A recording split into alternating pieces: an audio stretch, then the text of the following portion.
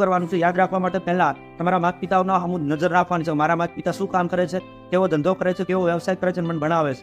બીજા નંબરમાં તમારે રૂટીનમાં જે એક્ટિવિટીઓ કરો દરરોજ કરવાની છે. દર અઠવાડિયે એક રિવિઝન માટે એક વાર નક્કી કરવાનું છે. યોગ્ય ટાઈમ ટેબલ બનાવવાનું છે.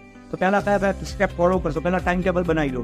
ટાઈમ ટેબલ બનાવ્યા પછી ટાઈમ ટેબલ અનુકરણ કરવું જોઈએ. જેમ કે અમુક ટાઈમ ટેબલ બનાવે ને તો ખાવા માટેનો સમય ન રાખ, ખાવા માટેનો સમય ના રાખ.